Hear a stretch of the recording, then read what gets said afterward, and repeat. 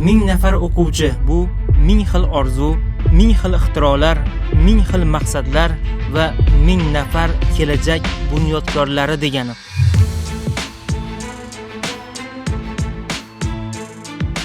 Men 10 yoshdaman. O'zim kichik bo'lsam-da katta g'oyalarim bor. Men kelajakda eng zo'r injener bo'laman. Kelajakda oyimga uy ishlarida yordam beradigan robot ixtiro qilaman.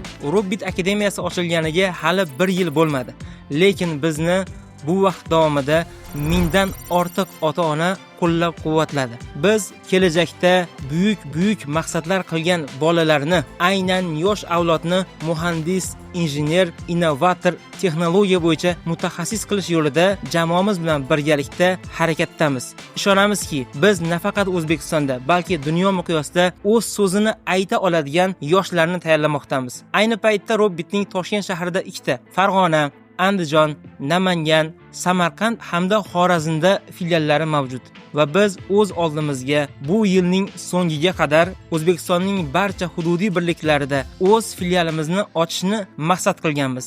Robot bu kelajak va biz kelajakka O'zbekiston yoshlari bilan birgalikda ulkan muvaffaqiyatlarga erishamiz. Robot